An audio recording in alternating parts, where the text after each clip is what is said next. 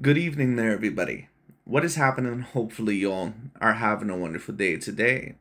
So, when it comes down to it, I thought, of course, that I would give my final fight breakdowns, or at least, well, I shouldn't say my final fight breakdowns, but that of the fight reviews of the four main events that ended up happening on the card of this weekend, which, of course, was on the Zone pay per view. I believe that it was about $60. And of course, the card that I'm talking about is that between Edgar Berlanga and Hamzah Sheeraz. And of course, the co-main event of Shakur Stevenson and William Zepeda. Of course, also talking about that of the fights of Alberto Pollo versus Subriel Matias. And of course, also that of Imam Katiev, I believe, and that of David Morrell. All these fights, and although unfortunately I could not really post a long video because for whatever reason, it was not allowing me to post a video, but for whatever reason, when it comes down to, it was not allowing me to post it. I actually had a super long video of all my breakdowns and how I thought that either one of these fights, or excuse me, any one of these fights really could have went either way. When you talk about any one of these particular fights, I do think that they all kind of had something to bring to the table that could have maybe made the other side struggle. Now, the predictions that I ended up having for these fights, I believe that I predicted David Morrell to get the win over Imam Katiev. Now, I do think that that decision was a little bit controversial in my personal view, but to be fair, I did miss the first few rounds, but from what I had seen, it looked overall like Imam Katiev was mainly kind of the pacemaker throughout that fight. But that being stated, Katiev, he kind of did tire out a little bit within that of the later rounds, which is kind of what I had predicted, but, we're going to get into that as it goes along. But I believe that I also had predicted Alberto Pollo to win over Subriel Matias. And to be honest, I thought that Alberto Pollo did win over Subriel Matias. I thought that he at least won 7 rounds to 5, if not at least 8 rounds to 4. Now, Subriel Matias was putting on a decent amount of pressure against that of an Alberto Pollo, but I don't think it was effective enough pressure in order for him to definitively win the fight. I thought that Alberto Pollo was the better fighter of the two.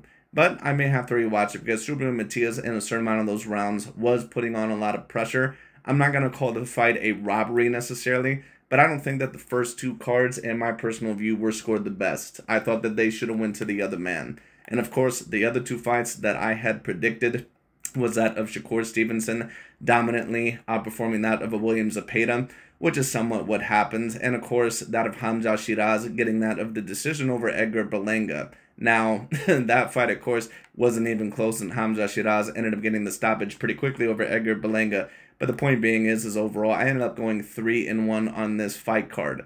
And I think overall that, legitimately, I still went about 3-1 on this fight card. It's just that I think that Imam Katiev, I probably would have scored the fight for him over that of a David Morrell. And I think that I would have scored the fight for Alberto Pollo over that of a Subriel Matias. But, it is what it is. I'll have to rewatch some of the fights.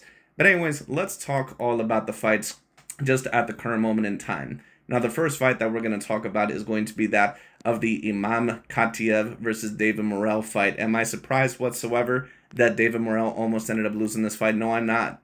And unfortunately, like I stated, unfortunately, I could not post my very long breakdown video. But if you want to have a type of style that actually is the right style to beat that of a David Morrell, you're not someone overall that is going to be a pure slick boxer. I mean, you can beat him potentially, in my view, if you're a slick boxer. But the reason why I predicted David Morrell to win this fight, although I definitely knew that this fight could have went either way, is because I thought that Imam Katiev, first of all, did not have enough professional fight experience. He only had about 10 professional fights, and he had never fought someone on the level of a David Morrell. On top of that, David Morrell is someone that is very powerful. He's someone that does have one-shot knockout power at his absolute best.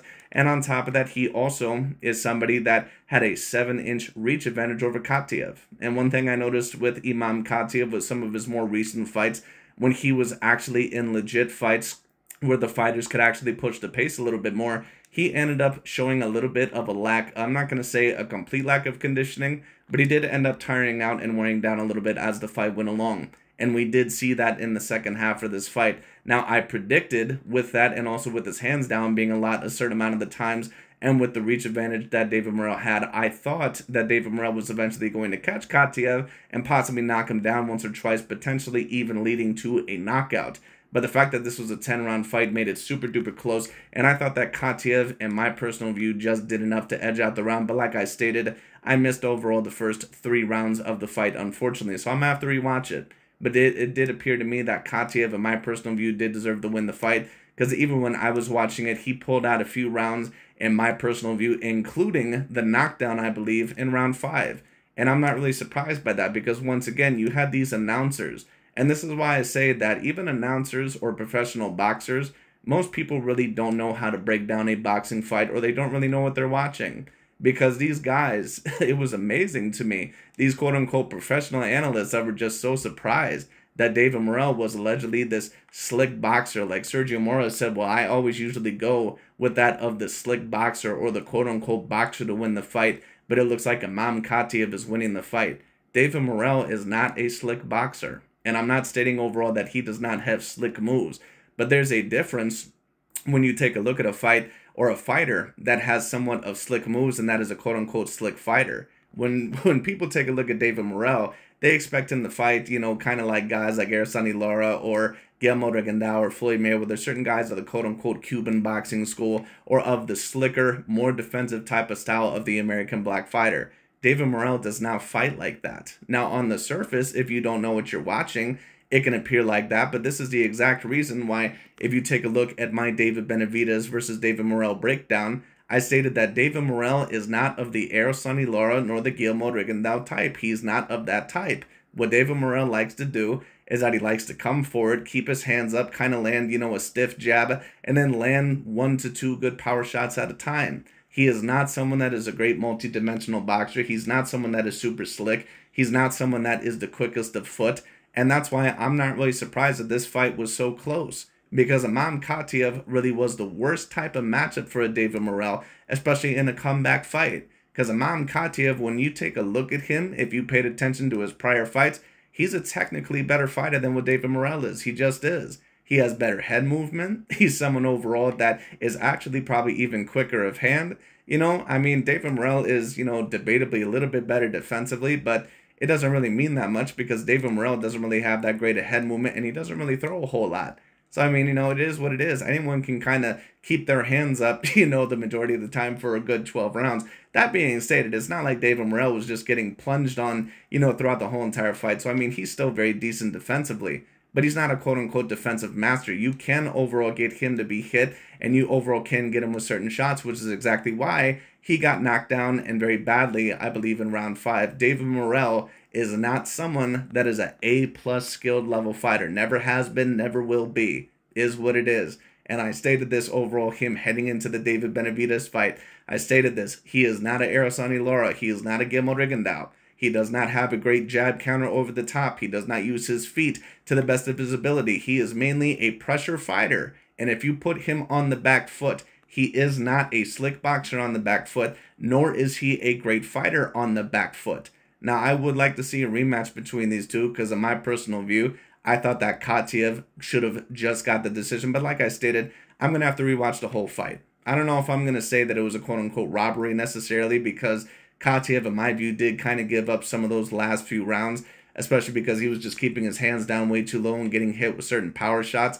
And on top of that, you know, he just, you know, kind of ran out of stamina, which is why I predicted David Morrell to win in the first place. But, you know, in my fight prediction, I did state that I would have not been surprised if Imam Katiev would have won this fight because, in my view, he was the technically better fighter than that of a David Morrell, and I was pretty much proven correct in that assertion. But the reason why I predicted David Morrell once again to win is because David Morrell I thought was going to have a little bit too much of an athletic and a size advantage, and on top of that, Katiev had never fought on that level before, and overall, he had shown that he can tire out a little bit later on in fights. A lot of those factors did show up within this fight. That being stated, I do believe, at least from what I've seen, I thought that Katiev did just enough in order to win the fight. But I mean, once again, I'm going to have to rewatch the fight because David Morrell did make it a little bit closer, especially in those final few rounds. I still think that from what I've seen, that Katiev probably should have won the fight. But like I stated, those 3 rounds that I missed could have made a huge difference. So I'm not going to claim it overall with 100% certainty because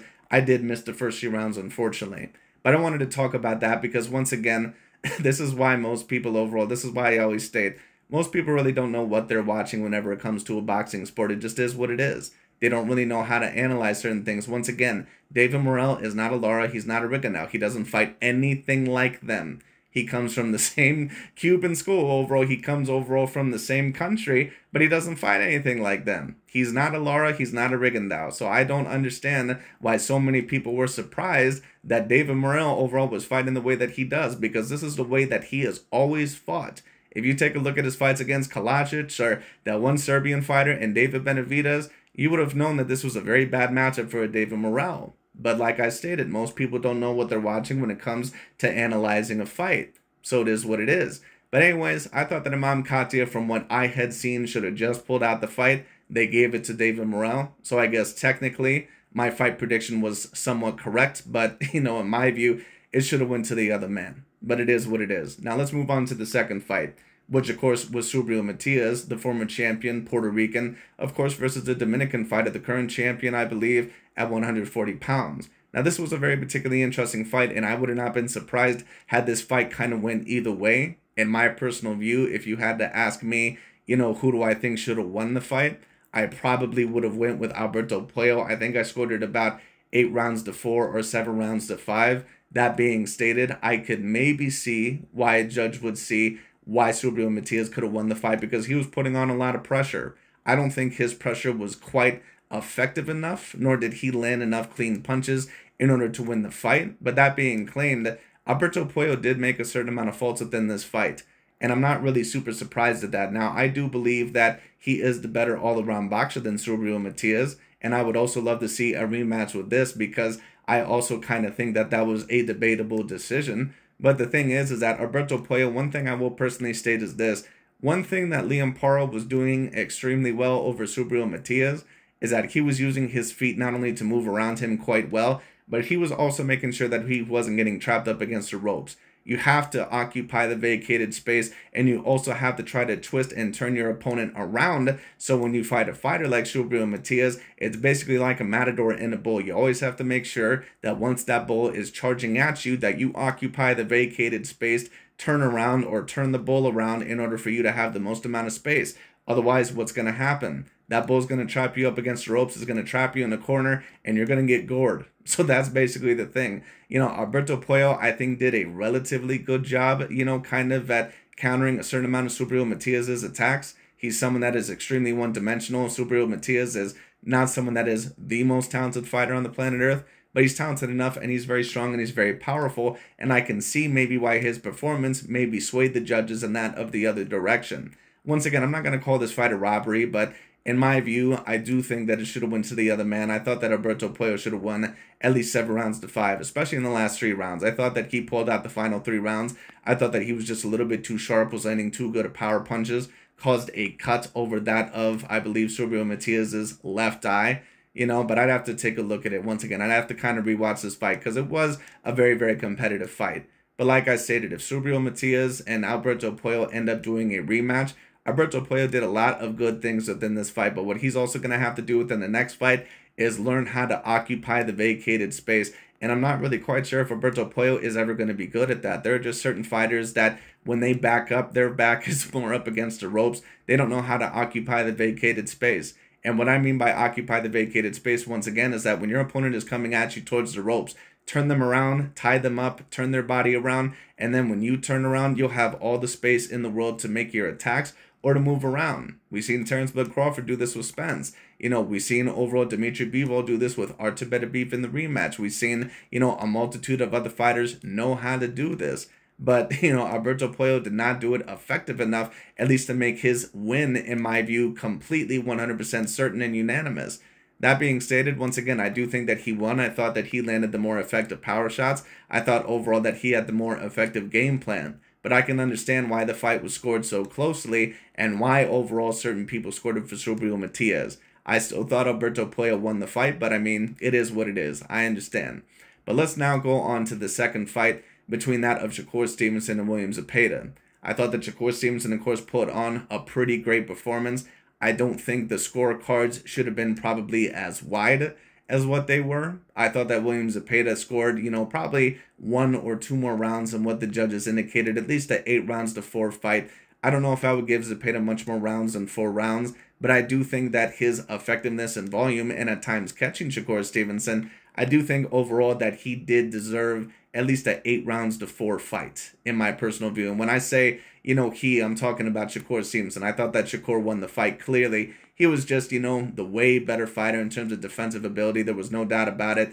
Even with Williams Zepeda's volume, he just really was not landing clearly, especially more clearly of the two. Now, that being stated, once again, I do think in certain rounds that he did outwork Shakur Stevenson just with his volume alone. But like I stated, that doesn't always win you fights, so, it is what it is. But Shakur definitely looked tremendous here. Shakur shows why he has the skill set, why he's one of the top pound-for-pound fighters in the world, and in my view, this was the biggest test of his career. That being stated, do I think that Williams Zepeda is ever going to be a guy like a Gervonta Tank Davis or Devin Haney or some of these other guys? No, he's not ever going to be one of those guys. Williams Zepeda is a guy that is a very relatively good boxer.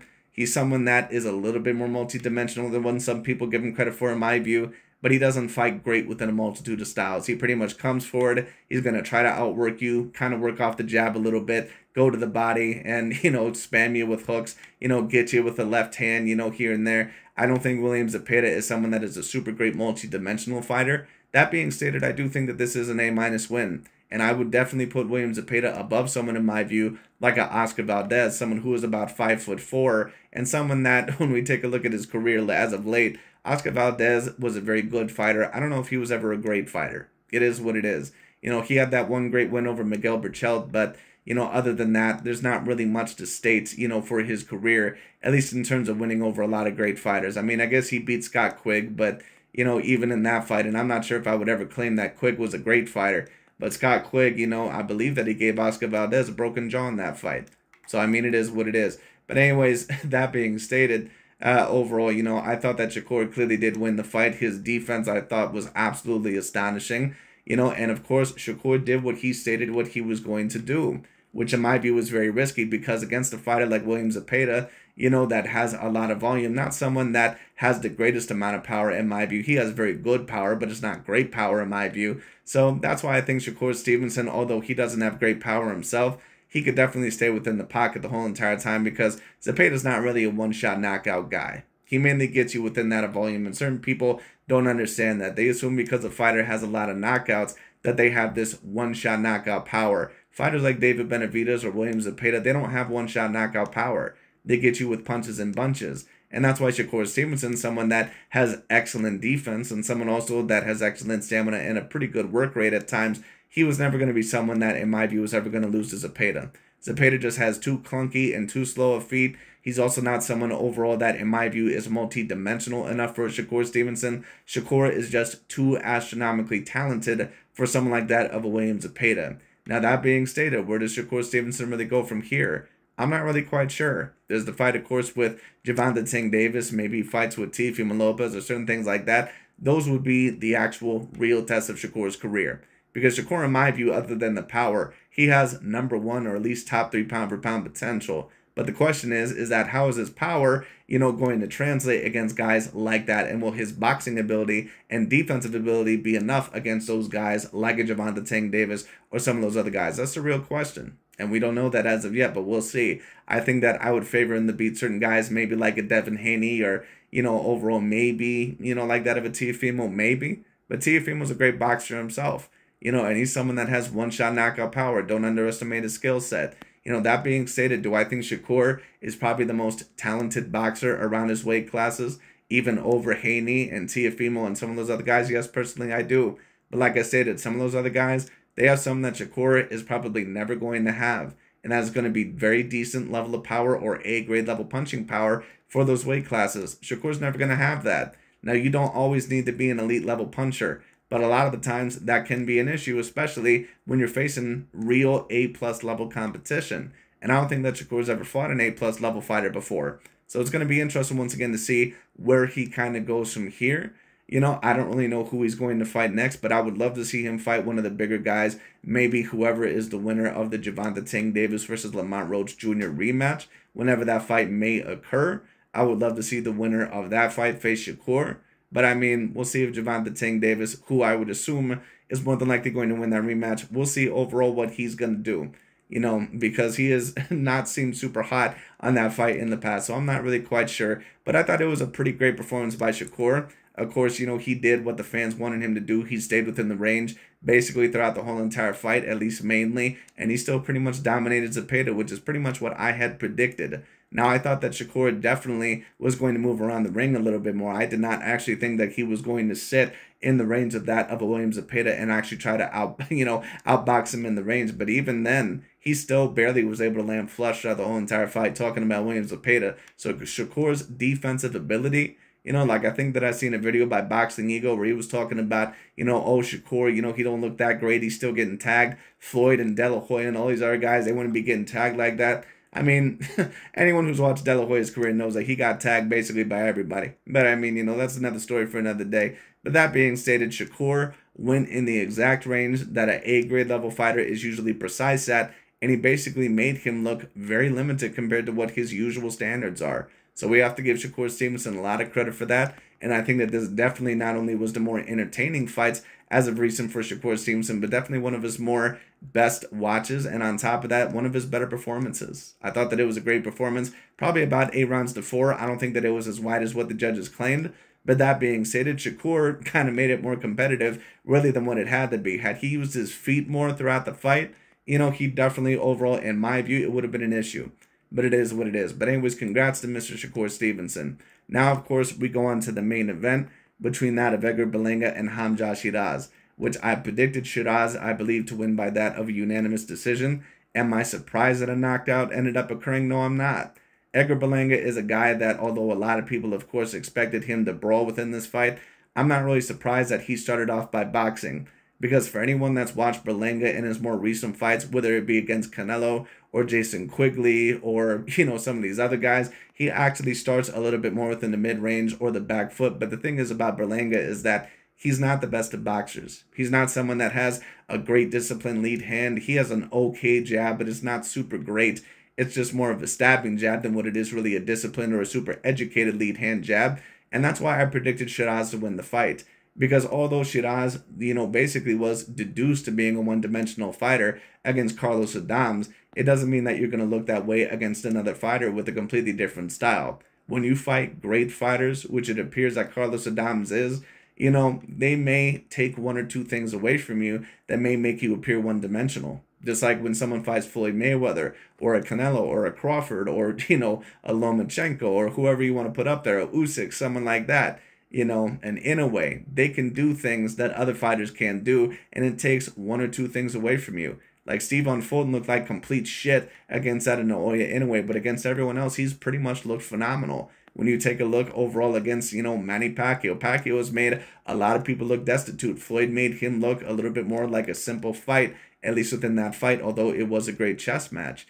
So the point being is that I could not base Sheeraz, off of the last complete fight because even though I thought that he lost that fight, Edgar Berlanga is not the same type of style nor fighter of a Carlos Adams. He doesn't feint super well. He's not someone that is a great all-around boxer. He's someone that is hittable. But the one concern I did have is that how is Sheeraz going to handle the jump up in weight because he has never fought someone near his own same size. He's basically been a massive weight bully for his whole entire career. And then on top of that, Edgar Berlanga does move his head around more. Sheeraz is a little bit stiff when it comes to his head movement, but of course, that's not really a surprise because all the Britain fighters, they usually have a little bit of a problem moving their head. Unless you're talking about certain fighters like, Lennox Lewis to a degree, and even he at times, maybe Joe Calzaghe, certain fighters like Billy Joe Saunders, certain of the guys like that, those guys, had a decent amount of maneuverability. But a lot of guys from that country, even the best of fighters that they had, like Carl Frosch or, some of the other guys from around there, they have a very stiff type of style at times. Kell Brook, of course, was another style or example of great maneuverability, but it just comes far and few between with a lot of British fighters. It just is what it is. But that being stated, Hamzah Sheeraz did prove that he was a top contender, especially at the super middleweight division. And I'm not surprised that a knockout occurred at all because Edgar Berlanga is not someone that knows how to get in there efficiently. He's not a great all-around boxer really within any range. And Hamzah Sheeraz just has more talent. He has a better lead hand, a better jab. He's someone overall that is a better counterpuncher and can fight within more of a multitude of ranges. Now, he did look very limited against that of a Carlos Adams, But Adams fought very well within that fight, to be honest with you. He was very reminiscent kind of a Canelo Alvarez within that fight. Feinting quite a lot, using great upper body movement and head movement and great counterpunching ability with a great stabbing jab to the body and up top to kind of outdo him. Edgar Berlanga doesn't do any of that shit. So I'm not surprised by that. But that being stated, what is next for Hamzah Sheeraz? And does this make him a definitive A-grade level fighter? I'm not really quite sure if it makes him a definitive A-grade level fighter. His performance was definitely more impressive than what I expected it to be. But that being stated, Edgar Berlanga has never been an A-grade level fighter. But what I will personally state is this. I've heard a certain amount of conversations talk about who will the judges give the edge to if the fight is close between Canelo and Crawford. And I think now that I would have the answer, because Canelo Alvarez appears to have more plans from that of a Turki Al-Sheet than what that of a Crawford does.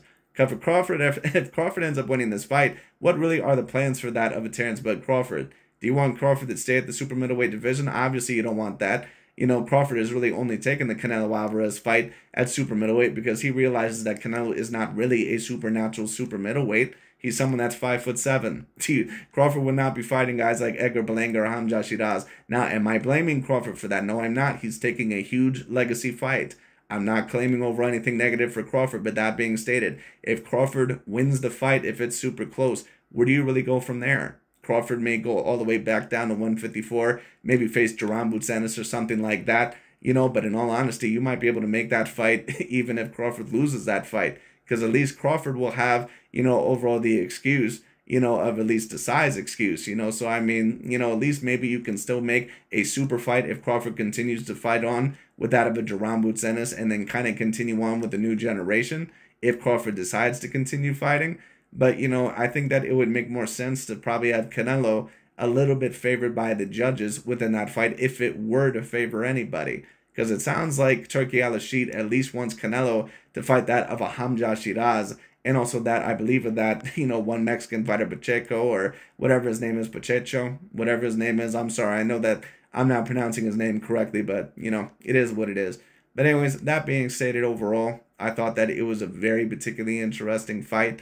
You know, Hamzah Sheeraz, you know, of course, he was very dominant throughout the fight, which is pretty much, you know, I expected him to win, but I did not expect him to be that dominant. So very good on him. Now, does this make him an A-grade fighter necessarily? I'm not really going to claim that, but it does make him a little bit of higher caliber than one time was thought. But as for Edgar Berlanga, we'll see where he goes.